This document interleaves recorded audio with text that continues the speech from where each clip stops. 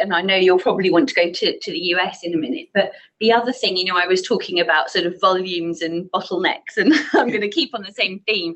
But, you know, even though all these new custodians are coming in, which is great, there are probably still, in terms of bank custodians, a particular sort of provider who, you know, who is going to be processing an awful lot of ACAs. So I know, you know, they're sort of putting deadlines out. And actually, one thing I will say that I think it's really great, Boney has sort of recognised the volume, actually, that they dealt with in phase 5 and how they're addressing it for phase 6, and actually the fact that the documents now have been digitized and have become, what's the word, they're sort of not negotiable but electable. But actually that really helps when you've got a huge volume of documents. That's kind of what you just need to kind of get it done.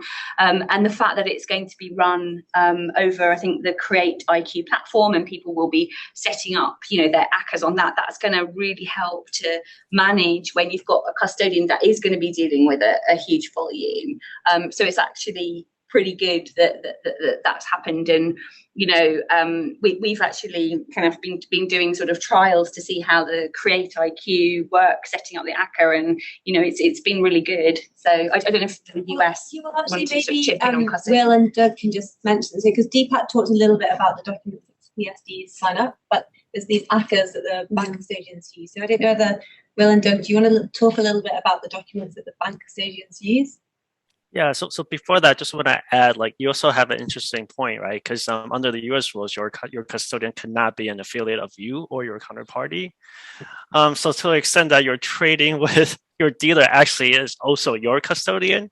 So for that one particular relationship, you're going to find another custodian for you to post your Reg IM to. So that's something to like keep in mind. We definitely have seen situation where sort of someone's sort of biggest trading relationship is actually with their dealer, who's also their bank custodian. That could be something that you kind of want to plan for.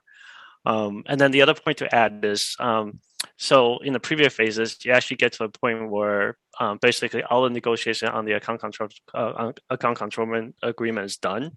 But you're actually waiting for the custodian to turn to, basically turn to your spot in the queue to sign the actual document. So definitely you want to get the process started as early as possible. And in terms of documentation, when we refer to your IM document, like, it's really largely driven by the type of custodian you have. So depending on who your counterparty's custodian is and who your custodian is, you might end up with more than one IM document. So for example, if your counterparty is using Euroclear and Clearstream, you're going to have to use the Euroclear Clearstream version of the IM documents. And then for the bank custodian, you also have the bank custodian types of the IM documents. So for example, you're posting to a custodian in New York, you'll be using the 2018 IM CSA. So the number of your IM documents might multiply depending on who you and your counterparty's custodians are.